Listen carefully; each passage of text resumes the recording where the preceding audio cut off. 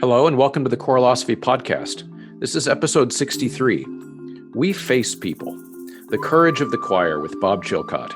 This is an installment of the Oxford series on the Choralosophy podcast, which is, as you are now probably aware, is a collaboration between myself and Oxford University Press and their fantastic choral repertoire library there and their stable of composers.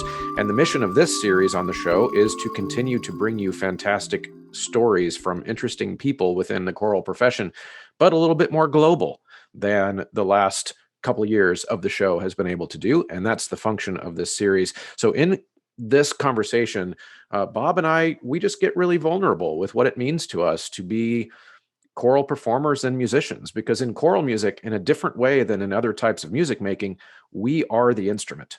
So Bob and I will discuss these concepts of the vulnerability that we have to kind of work through in order to become competent choral performers that is kind of unique to singers because, again, we are the instrument. And we've talked about that a little bit on the show before, but I get the chance to touch these ideas with Bob's concepts of just his many decades as a performer and as an arranger and as a conductor. So you're not going to want to miss this open conversation. Because, of course, Bob Chilcott, if you don't already know, is a legendary performer, longtime king singer, a composer, arranger that his stuff is performed all over the world. So we get to touch these concepts of performance anxiety, his transitions through conducting, composing, arranging, all the different aspects of his career and what those things mean to him. So stick around. You're going to want to hear this conversation. I am really excited to tell you guys about mymusicfolders.com. Of course, there is the Resonant Singer's Mask, which is making a lot of really high-quality singing possible right now during the pandemic, and it looks like we're going to need them still for a while. So make sure you head over to mymusicfolders.com and grab your choir a set of those. And then while you're there, especially as things return to more normal, you might find all kinds of other things that you need. Your choir folders, mymusicfolders.com, obviously, it's right there in the name. But then there's also mychoirrobes.com, which is a partner website where you can get really inexpensive and high-quality choir robes, which is a non-gendered solution for your choir uniforms. And the beautiful thing about this is when you're making a purchase for your entire school, you can enter Choralosophy at checkout to get a 5% discount, which on a school-sized order, that's hundreds of dollars oftentimes in savings. So I recommend you head over to mymusicfolders.com and or mychoirrobes.com and use Choralosophy at checkout. All right, everyone, I am here with Bob Chilcott, and Bob is, of course, well known to many of us as a composer, a clinician, an arranger. But of course, I'll start out by welcoming Bob by first telling a story of where I met Bob. Bob, this is going to be super awkward for you, or maybe me, but I have to get this out of the way right away. But because I'm fangirling really hard right now. But you were the soundtrack of my youth. Good grief. You and the King Singers on the Good Vibrations album, while other teenage American kids were listening to pop and rock while driving down the road, I was listening to that album probably 1,000 times. So welcome to the show. Thank you very much, Chris. Actually, I really like that album. Made up, I think, 1990, or some was made in 1990, some in 1991. Very exciting album. Maybe I can tell you a bit about that at some stage, but exciting album. But so I've enjoyed hugely my connection with the US, and for what it's worth, when we went into our first lockdown last year in March, almost a year ago now, I spent between March and May, I spent about the longest time I'd ever been at home for over 35 years, which is a bit of a worry. So that is, I've had a gypsy life as a musician, and it's been a wonderful one. In fact, I started as a boy chorister way back. I mean, I'm 65 now, so I started way back in the 60s. I was a boy chorister at King's College, Cambridge. Now, for what it's worth, then at that time, most boys sung in some sort of church choir simply because no one else did much else on a Sunday. But also, you got sixpence for singing at a wedding. So, it was, and you went to the circus at Christmas. So it was a really good deal. But my parents were very religious, and we, the church choir was the thing. And I joined King's College Choir, which was, nobody knew anything about that kind of thing. That was another world to most people. But I went there, and then I went there as a student again after I'd done that. And I started my life as a professional singer, and I was a good sight reader, so I could pick up quite a lot of work. There was a lot of church work, a lot of chorus work. I did a bit of opera. Actually, I sang a bit of opera at that time, and I also worked as an arranger for the BBC Radio. They had a big band and string orchestra, and I did a lot of work for them. So I used to write charts for singers, and that really got me into the whole arranging thing and writing, because I'd been writing for a long time, but we're talking 1970s when the musical language was very different from the language we know now. Right. So I was kind of working the commercial field, and I loved it. And then I joined the King's Singers by chance, because I stood in for my predecessor who was not well, and I ended up joining, and I did a huge amount of arranging for the group. So that's really how my path started. But I didn't actually really start doing what I wanted to do till the age of 42. It was 1997 when I left the King's Singers. I became a full-time composer, because previously, in the year previous, or a couple of years previous, I got a publishing contract with Oxford University Press, and it was a wonderful fillip for me. So I thought, well, this is the time to really go for it, and I did. And then by the chance, I ended up conducting. So that's really a sort of snapshot of how my life has progressed to where I am now, sort of. So I'm very interested in a couple things there in your story to drill in on here, which is that I would have assumed, just kind of watching your career from, like I said, as a fan as a kid, and that the original dream would have been the performing, the touring, all of that kind of stuff. But as you say, you didn't really get to settle in on what it was that you were passionate about until you were older. Which I find that very interesting. So was and I guess I also would have assumed from looking from afar that your arranging really began with the King Singers, because we'd always see arranged by Bob Chilcott on little tracks here and there on the album. But you started more of a commercial writing and arranging. Is that true? Yes, I was writing orchestral charts. That was really what I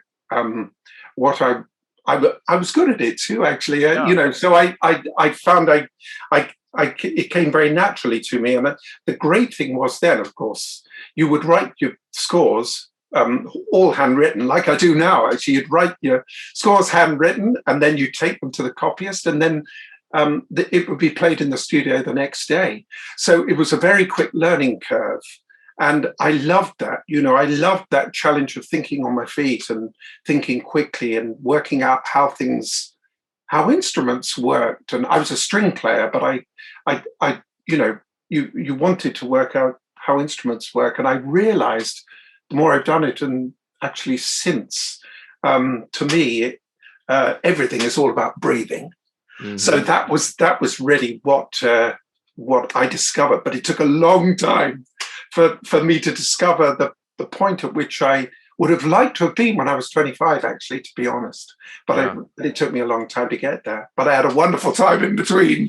It sounds like it. Stuff like that. That's very cool. So what about the effect then, or the influence then, do you think, on being, actually, I'm going to pause for a second in the middle, because I'll tell you and the audience listening, it is a really windy storm outside of my window right now. So any noise happens, and I've noticed that the dogs of my neighborhood are quite worried about the storm.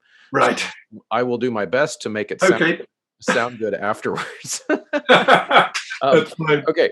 So my question was going to be, as you then take those arranging and composition skills into your time singing with the King Singers, Were there ever times when, let's say you scratch out an arrangement for the singers, and then of course you bring it into the rehearsal, and sometimes you are singing your own arrangement, correct? Yes.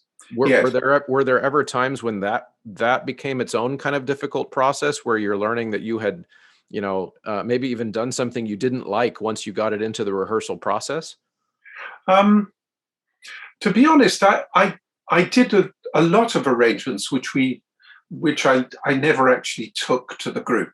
I did quite Okay. a few because I thought this isn't working, or this just doesn't feel, it doesn't voice right, or you'd hear a good song and it just didn't work, and so I felt I gained quite a lot of confidence from working with a group that I knew so well, actually from the inside.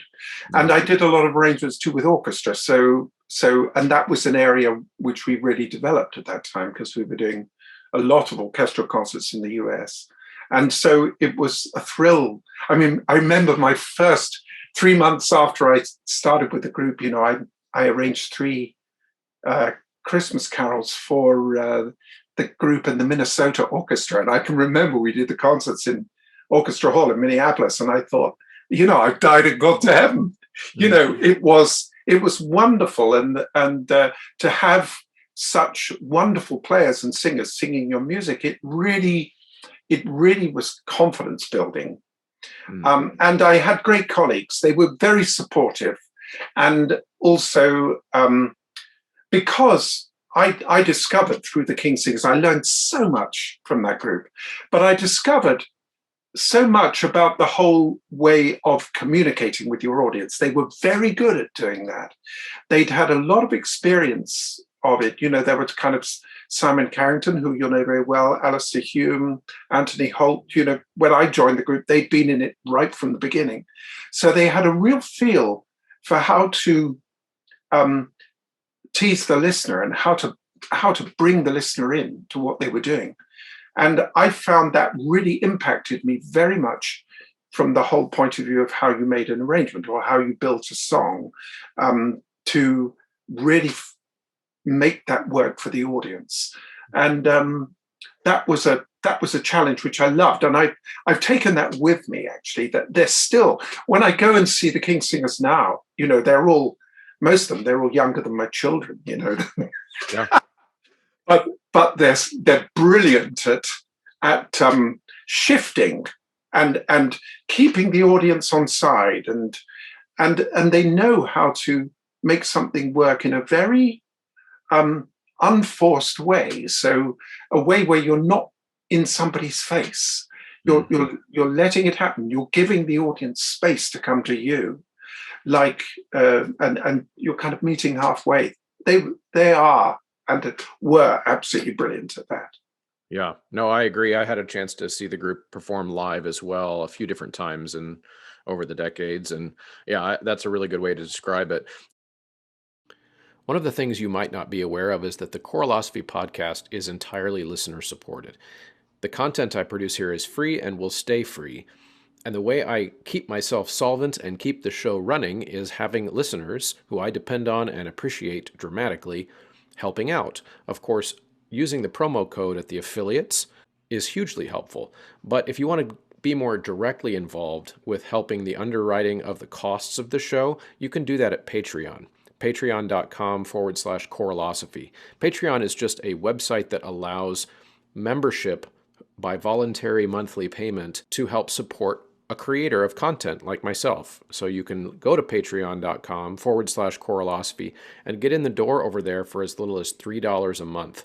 $3 a month will get you access to the private podcast feed. Once a month, I do some behind the scenes episodes that go right into your podcast player alongside the main show, as well as lesson plans, any other types of materials I create along the way for my classroom. I might dump them there, as well as advance notice of who's going to be on the show before the rest of the audience finds out, which means that you can kind of feed me questions of things you'd like to hear me talk about with that guest as they are signing up to come on the show. So head over to Patreon. If you support the efforts of the show and the mission of the show, that's a great way to help out. Shout out to the producers over at Patreon: Ulrika Ygrain Munoz Alarcon, Chandler Smith, David Kowalczyk, James Mock, Kyle Peterson, Michael Herron, Ryan Main, and Steve and Kathy Kakachik. Thinking about your time still as a singer a little bit, because I want to help us kind of tie this story together to your later time focusing on your composition and arranging and all of that. But you said you grew up as and playing a stringed instrument. And then, of course, as we've discussed, you became more of a full-time singer there for a while. Were you, as a kid, were you a singer first in your mind, or were you a strings player first, or did you not think about it that way? I was definitely a singer first, because in the choir school where I was, we sang every day. Mm-hmm. So that was our job.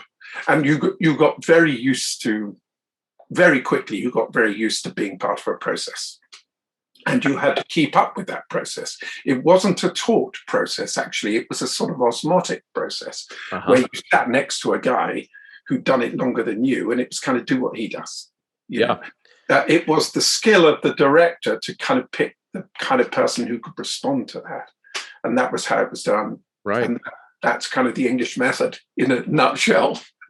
Could we unpack that nut just a little bit? So, in other words, in the U.S., we do it very differently, because most of our kids who learn to read music learn in a school setting as a curricular aspect. In other words, they're taught how to read music, usually from scratch, at some later age. So 14, 15, 16 maybe would be their first exposure to serious regular music reading. And so how would you describe the way you learn to read music, and zooming in more to a day-to-day basis? So let's say you're in the church choir and you're handed a new piece of music. What comes out of your mouth the first time? How does that work for you? I think for a lot of boys like me who started singing at that age, we probably started learning it. Now, I started learning the piano when I was 5. Mm-hmm. So I had a concept of intervals and texture, and I could hear different notes on the spectrum. But we were expected, when we went to the choir, we were expected to sit next to the guy next to us, and you were expected to be literate, to read those notes. Now, we might have made mistakes, and we had a system always in England. You put your hand up when you made a mistake, and if the director, who was sat at the piano, if he knew that you made a mistake, then you had borne the responsibility for that. So then he didn't have to waste time fixing it, because he expected you the next time that you get that right.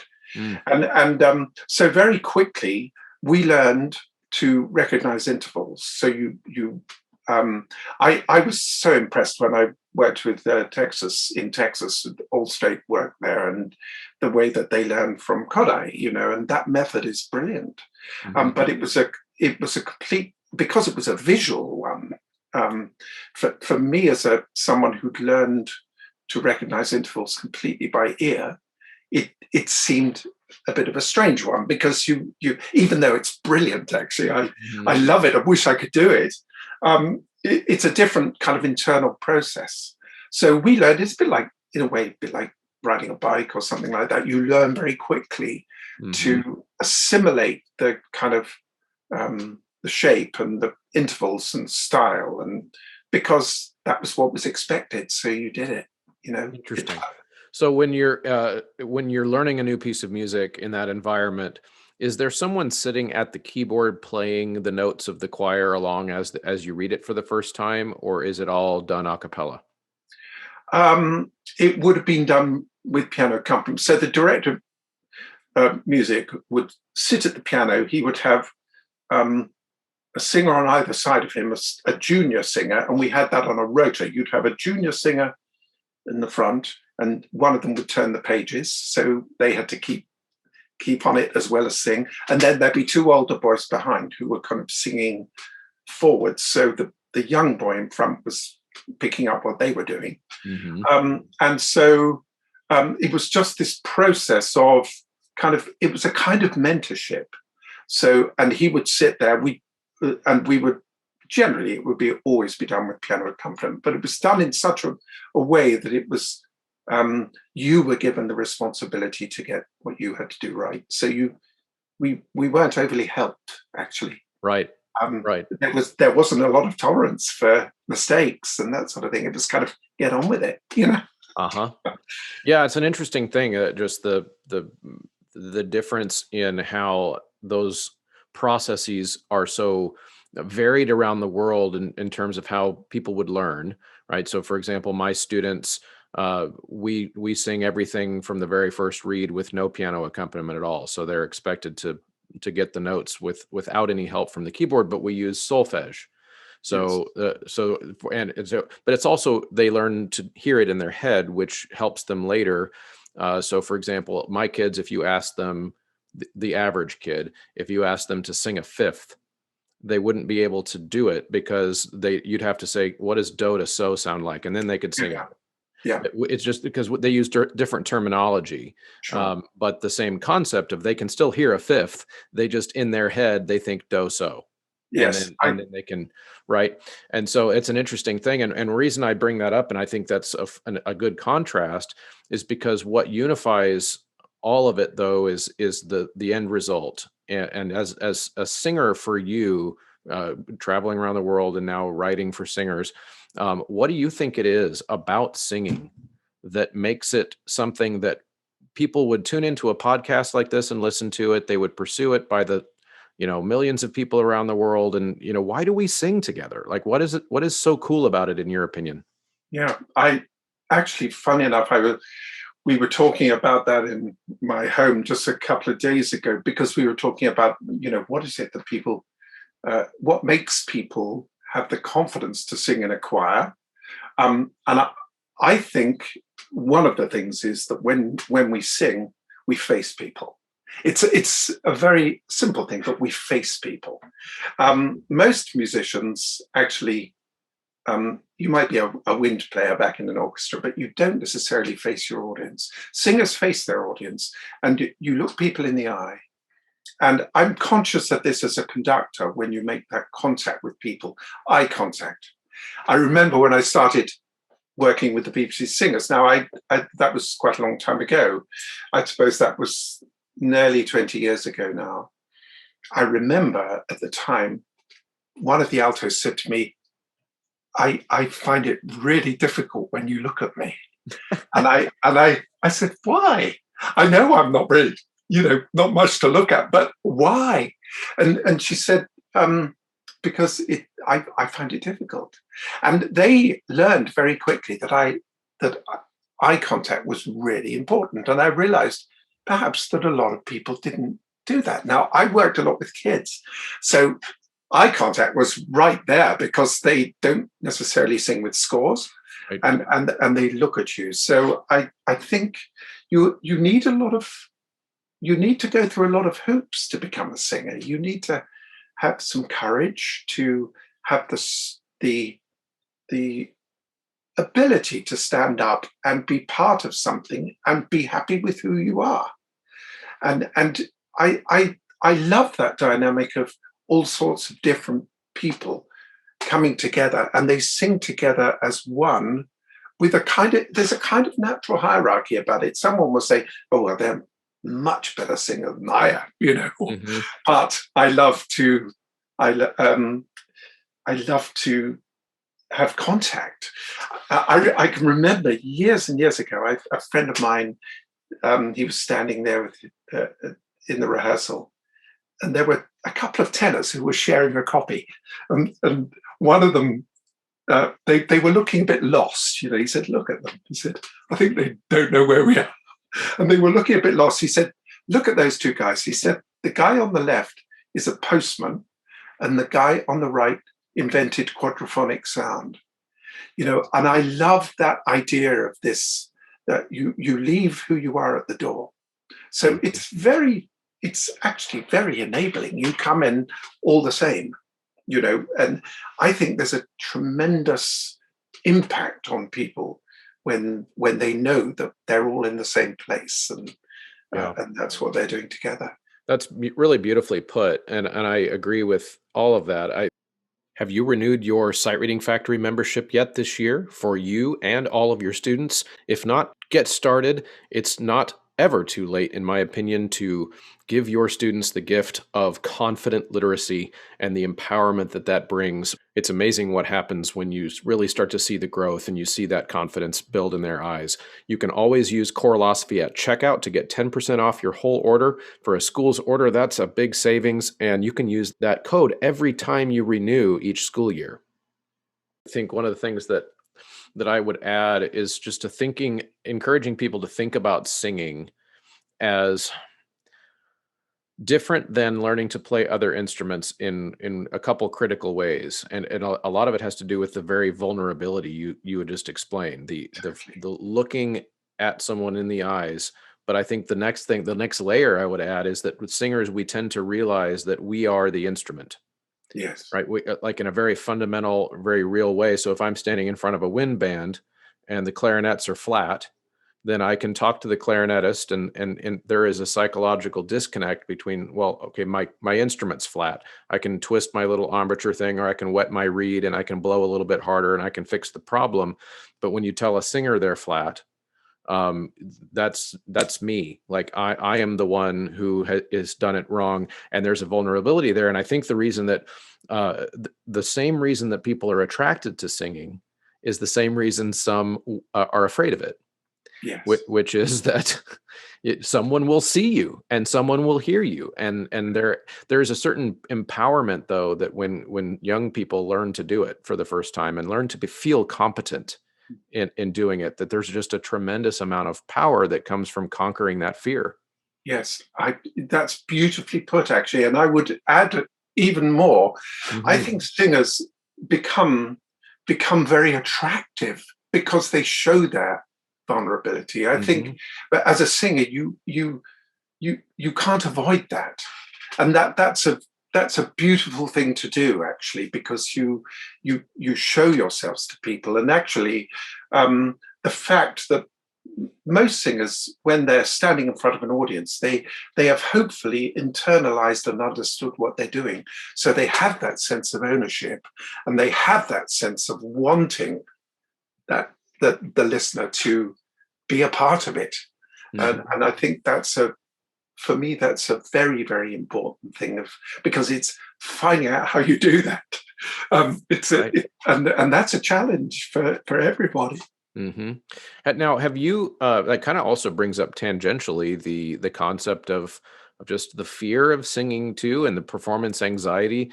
Were there ever times in the King Singers that you were nervous to perform, or by that point of all the chapel singing, you were over it?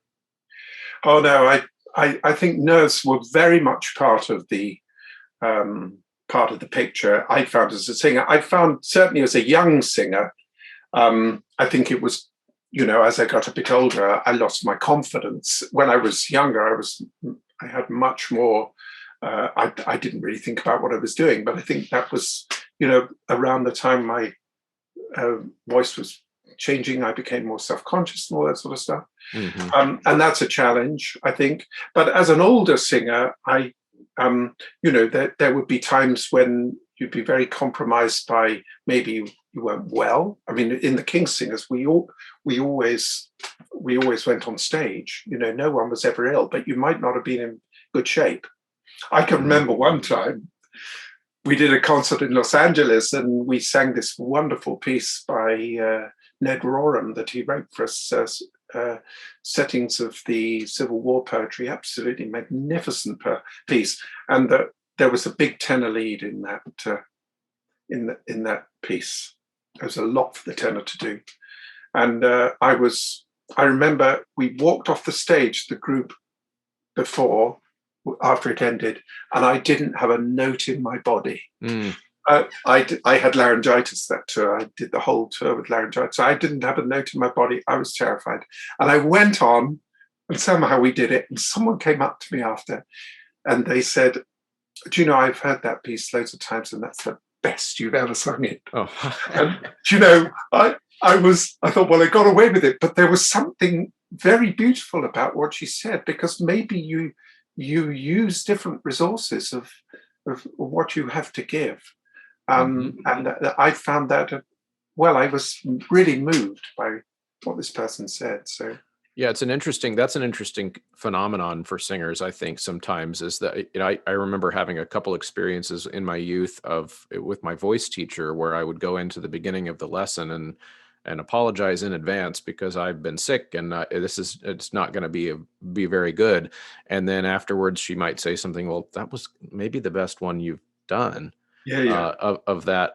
And we started theorizing about some of those things. And oftentimes it's possible that when we sing, when we are at our most vulnerable, we maybe just take a little bit more care in the performance, being almost compensating for what we think is not there.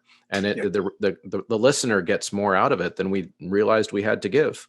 Yes, I think you're absolutely right. I think sometimes when things are too easy, maybe it's not working properly. I don't know. Right.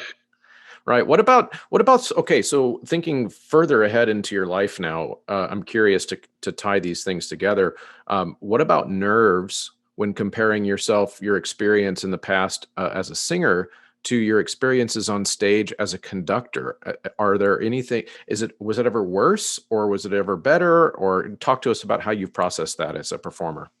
I think that is a very good question. When I started conducting actually completely by chance, because I took over the choir. I was asked to take over the choir at the Royal College of Music in London. Big chorus, fantastic choir actually. But there were 240 singers in that choir, and 90 of them were first study singers. So they were really on it. And I was asked to do it. I knew that I could fix things. I was a decent musician. I had a good ear and all that sort of stuff. But actually, the mechanics of conducting, I'd never really thought about it. We all have a concept of it, but the mechanics were very hard for me. And so I started doing that job, and I started having a lot of help. Now, a man who you'll know very well, the Swedish conductor Robert Sund, he was incredibly helpful to me. And we went to Australia, I remember, on equal terms. And I said to him, whatever we do, I said, help me as much as you can. I'm a novice. I'm a complete novice. I said, please help me. And he said, I did a rehearsal, and I could see him in the corner of the room. And he came up to me afterwards. He said, hey, Bob, great rehearsal. He said, let's go and get some food. Let's go. Let's drink some wine. Let's go. So I said, oh, that'd be great. And he said, keep your shoulders down. Come on, let's do it. And anyway, the next rehearsal, it transformed. It totally transformed my whole thinking.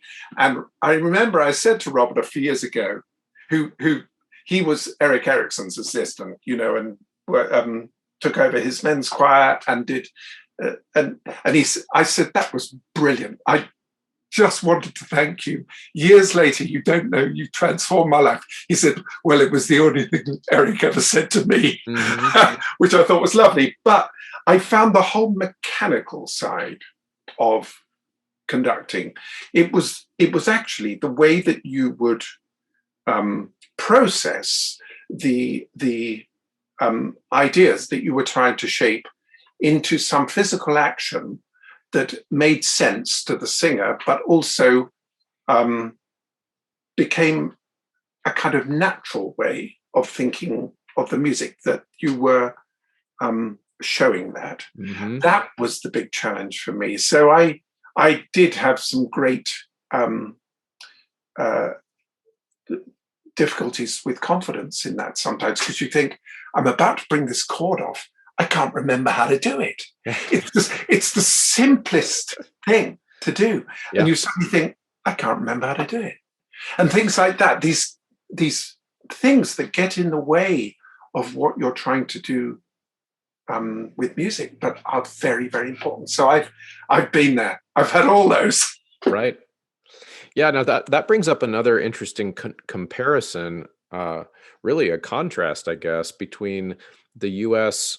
and Europe more broadly, I would say, is that in the U.S. it would be almost unheard of for someone to get any kind of a high profile conducting position if they hadn't studied conducting, the mechanics of it, Yeah. at a university level, and probably even have a doctorate in it. Yes. Right. Which is interesting, because I don't know that I really think that our way is the best of doing that. And of course, that'll get me in trouble with a lot of my colleagues that are listening. But because what we do is we focus on the mechanics before the person has really learned to hear the music in their head and really know what it's supposed to sound like. Yeah. Now, your approach, the way you came about it, was the opposite, in that you spent all these years performing and writing and really developing a sense in your head of how the music should sound, but then had to come about the mechanics afterwards.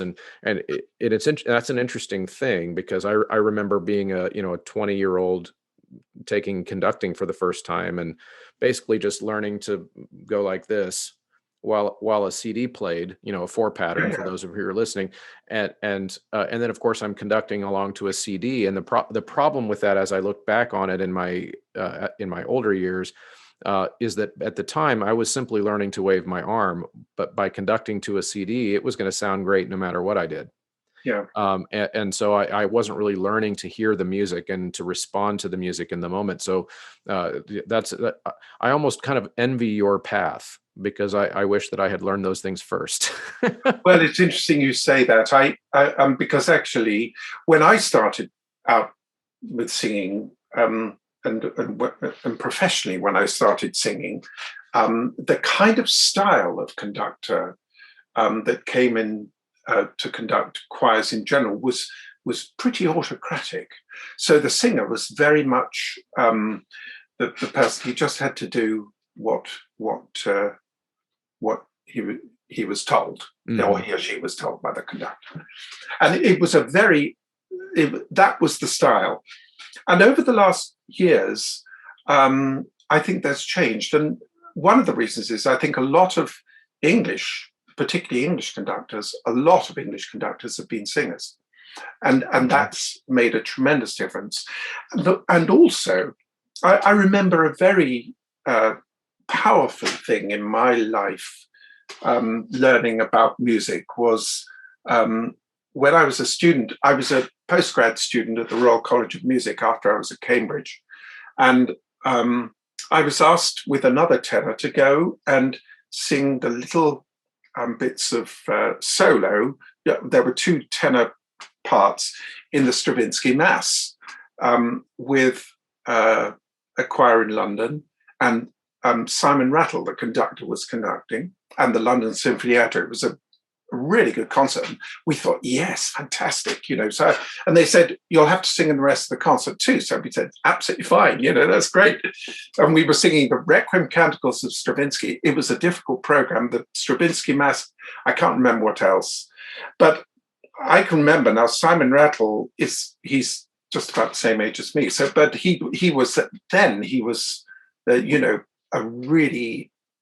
he was really making waves as a very powerful force in British music. Now, I remember he was unbelievably charismatic. As a singer, you saw the impact of. I mean, he had fantastic eyes, but apart from anything else, he was very, very powerfully charismatic. And I remember we were doing the Requiem Canticles, and he said to the bassoon player, "Could you play that bit again?" And the bassoon player played it again. He said, "I think you're getting it wrong. Would you mind just playing that again?" And he played it again. And then he said, "I'm sorry, Maestro, but I think I'm playing it right." Simon Rattle looked down at his score. There was dead silence in the room. And he said, he looked at it for about half a minute. Mm-hmm. So there wasn't a sound. And he said, "Sorry," he said, "I learned it wrong." And we all adored him. We do anything for him. He was, we didn't hear that kind of thing. We didn't hear people sharing the kind of process of, or it was a fantastic moment. I learned so much just from that. It was about being honest and being connective. And as a conductor, um, I've had that experience myself, actually, and that it happens. Yeah. And that was a very powerful thing. So I think in Britain, certainly, a lot of choir conductors have been both sides of the rostrum, and there's much more of a. I think in our choir life, people there's much more a meeting, and also there's a whole different concept about breathing. So actually, from a physical point of view, as a conductor, the breath becomes a different thing, and I think that's been a wonderful change, actually, in our choral life. Having said that, you see, I do admire the way in your country you do study, and there are wonderful teachers and the programs that you have, and you go to it through methods in great detail. And I think that's wonderful, because as a conductor, one's learning all the time. I find that whole thing because, and I think after this pandemic, actually going back, I was talking to another colleague just a few days ago, we're going to have to go into training, because you can't remember how to do it, lost the confidence, and physically teaching your body again to move in the right way so that you don't wreck your neck and your back and all that stuff, So it's a continual learning curve, but I think there are great virtues in both ways of learning, I think, actually.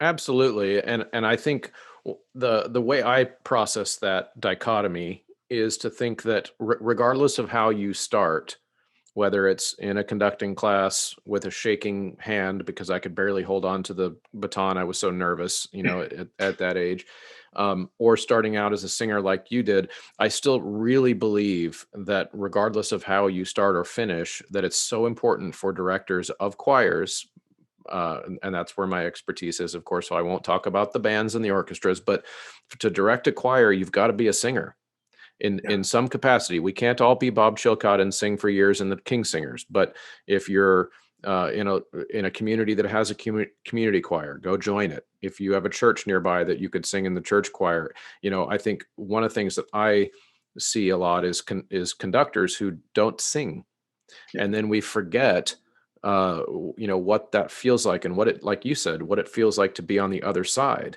of that. And that is something, if you don't do it for a while, you do start to forget what it's like. Yes, I agree with that. I conduct a choir at the University of Birmingham in England, a very good choir, 55 singers, and of course we haven't sung this year. Now, what do I miss most about that? I miss standing in front of them and hearing them breathe. You realize that actually the breath and the way that actually one transmits this kind of sense of being together, and the kind of meeting place of that breath is a very important thing. And I remember hearing the pianist Thomas Vashery do a masterclass once, and he asked a pianist to sing a phrase and she couldn't sing it. He wasn't happy. He said, you've got to learn to breathe. You've got to learn to shape. You've got to learn to feel how you understand the shape of a phrase, or how, and I go with that, actually. It's you would learn so much about the natural flow of phrases and shapes through the shape of the breath. And I think that's one of the things that, as a singer, you kind of start to learn, even though singing is a very hard thing to do. That's what one learns, how one learns to handle phrases and also shape pieces and think about what you have to give and how much you can't give, or the most you can give. And and even just being able to think, how would I handle this line of music if I was being given the task of singing it, and how does that then reflect on what I ask of my singers Yes. When it has to be realistic, and the only way that I know if it's realistic is, could I do it? Or if I'm working with, because I have this weird life where I work with adult professional singers, but I also work with beginners. Yes. And I have to think, well, if could I have done that at age 15 when my voice was changing? Yeah. Those types of things, you really have to have those experience. Yes, exactly. And when you sing, you have that inbuilt sense of when you've overstepped the mark with your voice, because you have to keep that balance internally. Mm-hmm. And I think that's a very powerful thing. I remember one time, again, I went to an ACDA thing. I was a guest, and I went to all the lectures of Anne Howard Jones from Boston. She was fantastic. And hearing her talk about Robert Shaw, the exercises that he would give to see what is the most you can give and what's the smallest you can give. You've got to know internally what you have inside you to make that piece come to life. We're all not Pavarotti. We're all not, we're all different. So we have to make that shape work to what we have. Right. Probably the nerdiest product that I plug on the Choralosophy podcast is Voce Vista Video.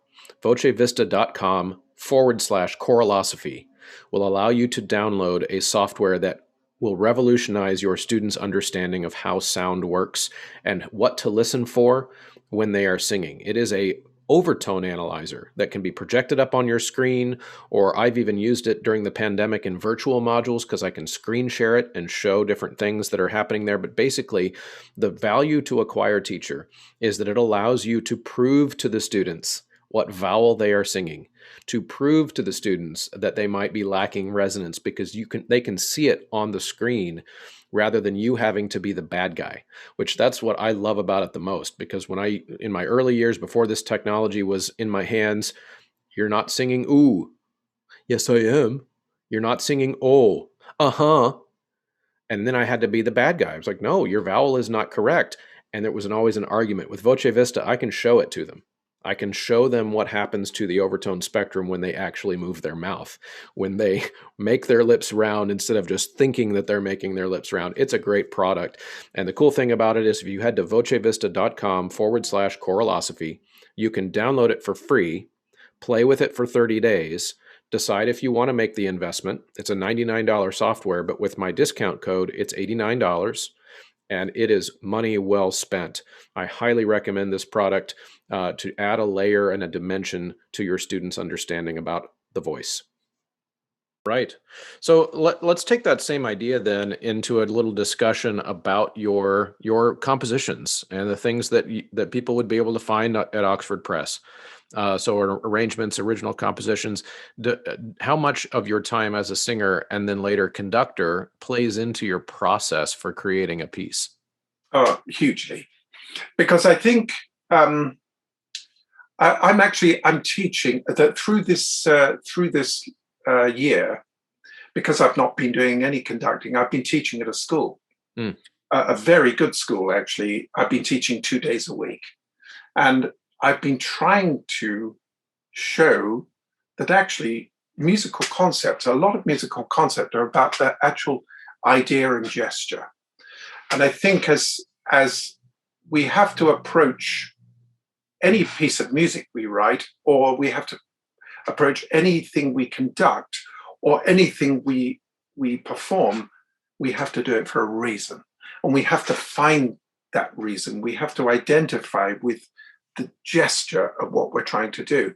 And as for me as a composer, one thing that's very important is to basically have an idea. And I think I find looking at a piece, if I'm going to conduct something, I do the same thing. The first thing I look for is the idea.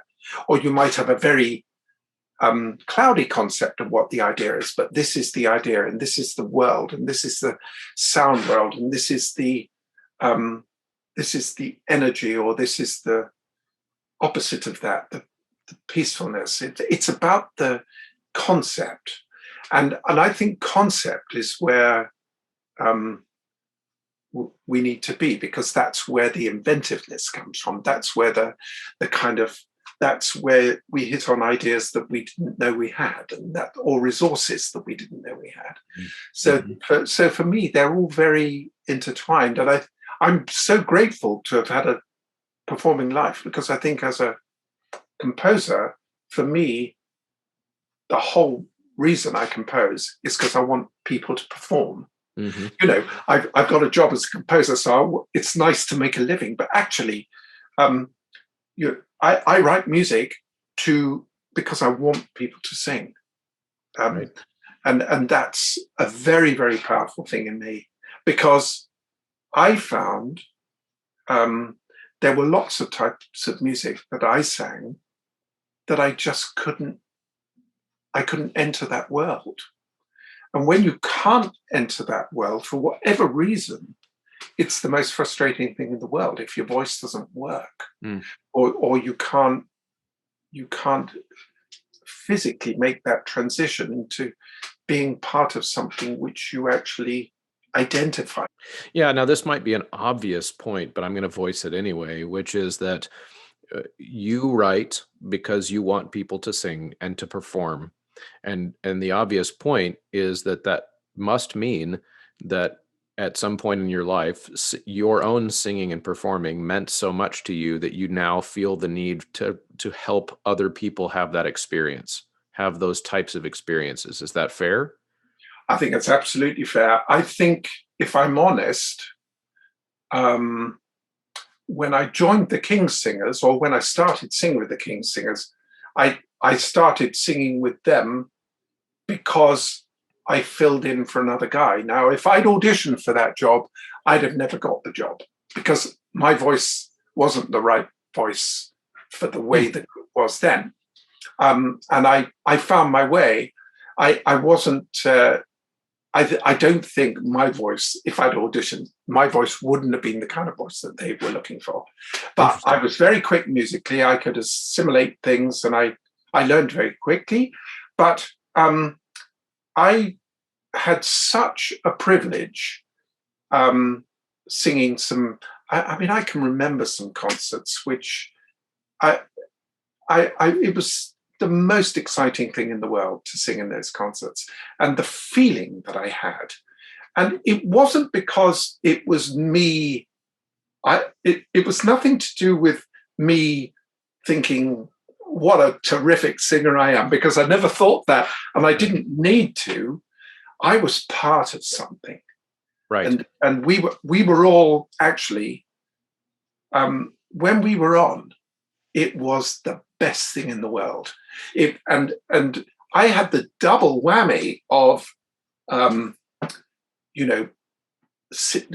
those experiences as a singer, and sometimes it was with a piece that I'd written or arranged, and I thought, how lucky am I, that I've had that experience. And that's the kind of energy I find I want to transfer to others, because I much prefer listening to other people sing, because I found singing very hard myself, and I made it work, but I did find it very hard. So I'm very, very interested in projecting that to others to make that happen. And I think I understand what, to a certain amount, the joy of singing is. I think I've had that experience myself. Right. And one of the most beautiful things I heard was Pavarotti saying, every tenor in the world wanted a voice like Pavarotti. But he said the great thing about singers is every single voice is different, and every voice is unique. Yeah. And, I used to think of that when I'd hear Tom Waits, and I loved Tom Waits. And, that voice was not Pavarotti, but right. It did the same thing. I remember one weekend years ago, I heard, on the Saturday, I heard Randy Newman do a concert in London with where he sang and played piano. And then the next day, I heard Rostropovich playing Bach. And actually, the medium was completely different, everything like that, but I came away with the same feeling. You know, it was about a person being who they are. Yeah. And that was one of the most inspiring things I'd ever seen. Yeah, it's really a wonderful phenomenon that, and it's something that I say to my students a lot, my young singers, when I'm pushing them really hard and I can tell that they're, maybe frustrated of how hard the work is in a rehearsal. And I'll say something along the lines of, guys, I'm not asking you to do this because I need you to do this. I've had chances to perform and have it be really excellent. I want you to have that chance. And this is what it takes. This is what you will have to do. So it's not about my ego. It's about me wanting to see you do it and see you have the power and feel that powerful feeling of being part of something. I love that that's how you phrase that, because that's exactly what it is. Yeah. And actually, there's nothing better than that experience for you when you see that happening for them. And when you see someone's life, maybe it's changed a little bit because of what they've just done, where they kind of get it. Yeah. That's a wonderful feeling. I think that's the best feeling in the world, actually. Right. Yeah, no, absolutely. Absolutely. So this is so much fun. I could do this all day. I would like to kind of wrap up with a couple concepts to discuss. One is a question that I like to ask whenever I'm talking with someone who is a composer. In fact, I just asked Will Todd this same question. It's kind of a tradition of mine. Has there ever been anything that you've written, maybe even something that's out there published, that you think is really, really good, but choirs just don't seem to perform it nearly as much as you think they should have? Well, that's a hard one. There are a couple of pieces that I've written which are quite difficult. So maybe for that reason, they're not done so much. Now, I find the whole concept of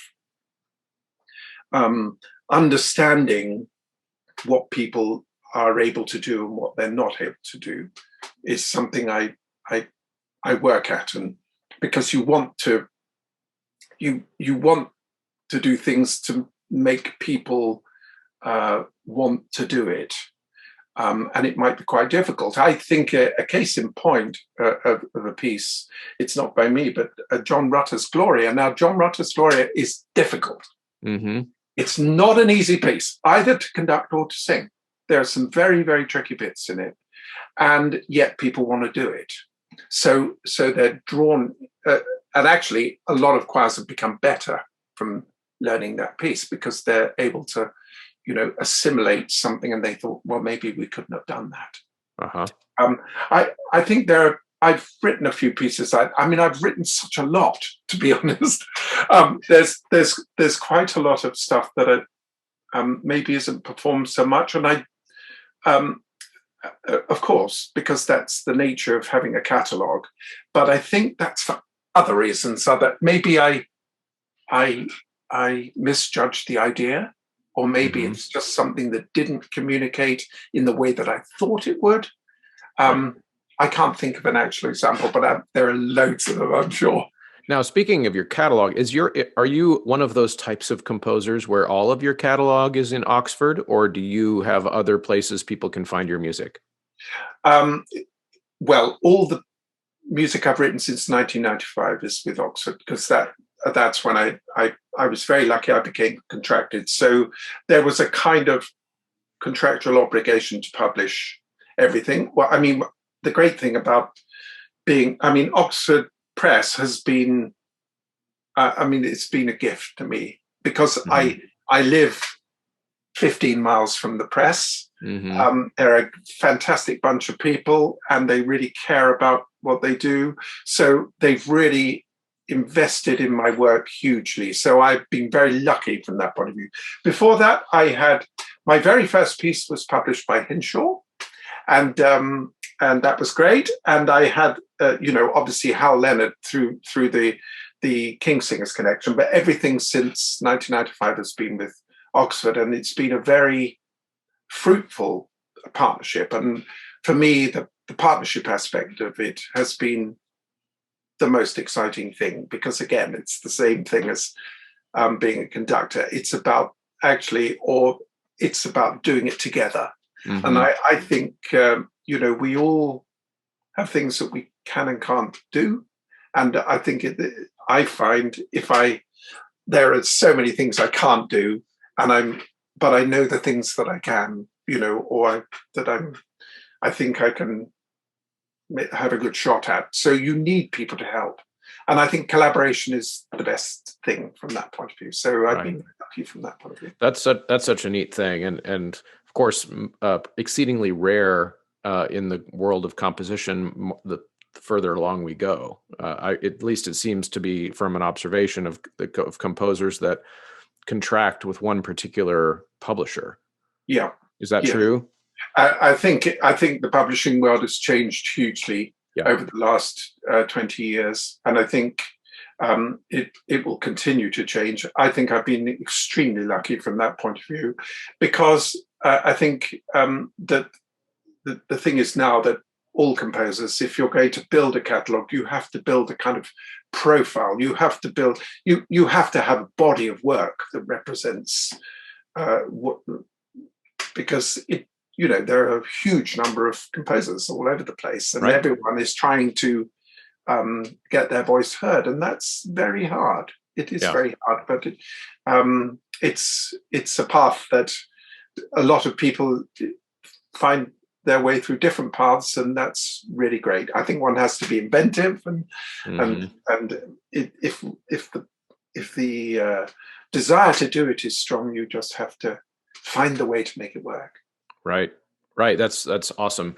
All right. So the last thing, and this is kind of an on the spot question here, because of course you're somebody with the benefit of 4 decades of looking at the choral world from different perspectives: singer, conductor, composer, arranger, and kind of living in wearing all of the hats that choir people wear, and you've gotten to wear all of those over the time.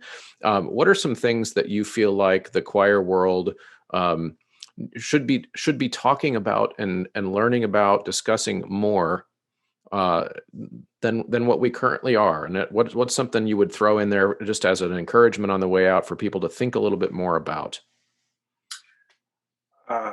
That's a huge question, and a difficult one to answer. And it's a great question. And I actually, I know that in just under a week's time, the ACDA convention will happen.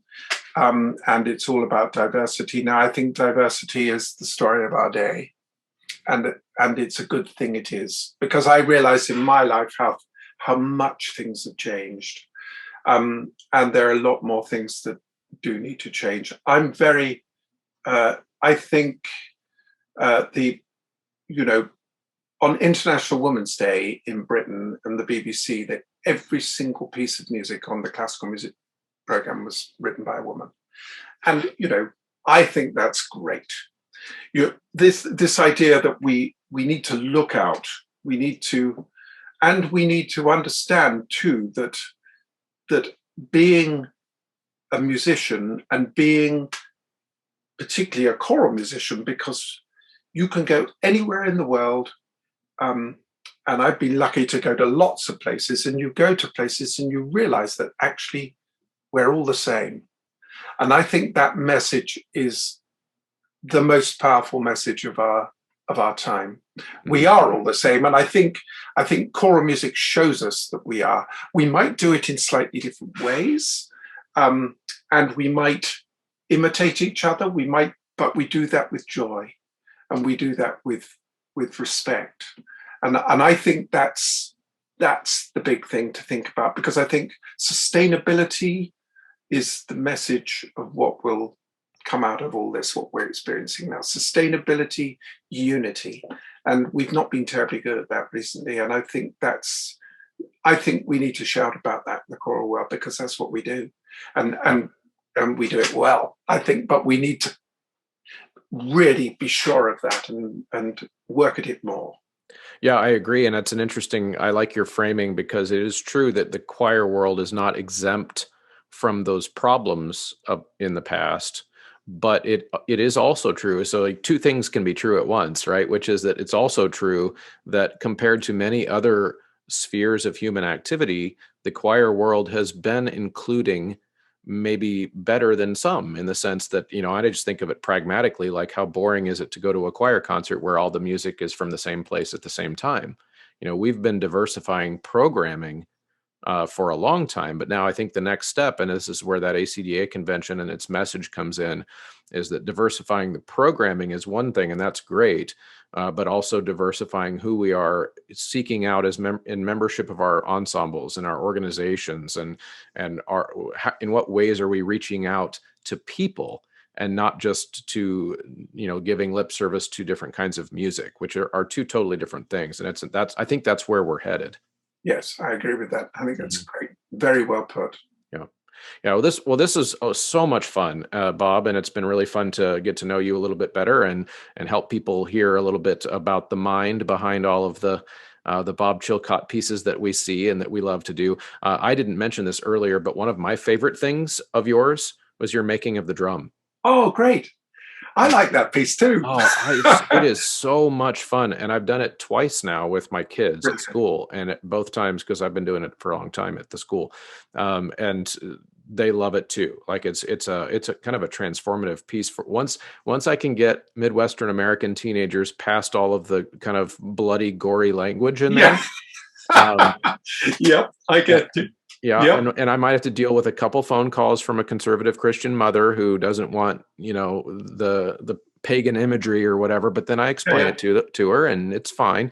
But that's a fun piece to do. Everybody should check that out. Yeah. Oh, well, thank you for saying that. And again, that's part of this process, I think, that kind of piece. I think it contributes to that process. And that for me was a very important reason why I wrote it, actually. Yeah.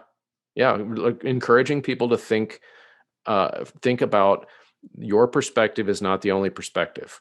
Yes. And there are people in different places in the world who would look at the same thing you're looking at and see something completely different. Yes. And you're right, making of the drum does put kids in those uncomfortable positions when you're working through it. Like why are we singing about this?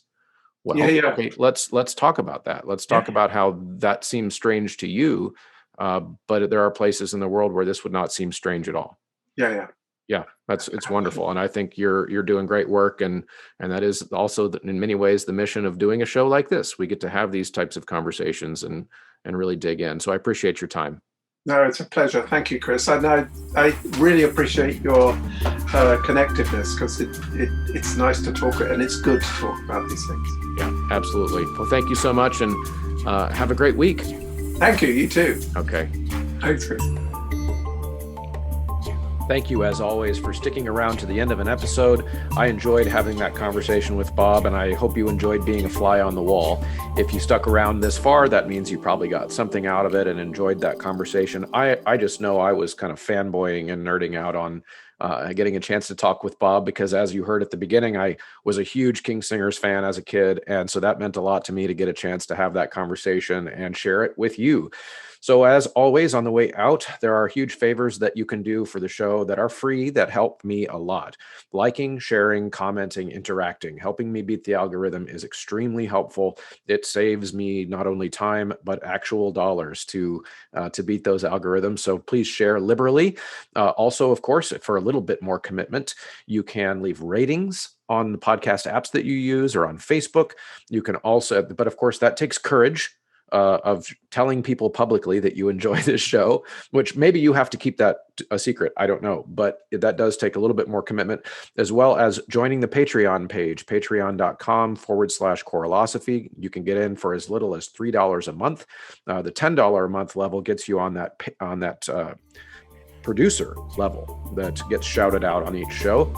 So that's pretty cool. And then, of course, using the promo code at Voce Vista, SightReadingFactory.com, Graphite Publishing, RyanMain.com, MyMusicFolders.com. You can enter Choralosophy at checkout there and get discounts. And that kicks back to me because they know you're listening and they are part of the community as well. So thanks a lot and enjoy the rest of your week. And we'll be back with you soon.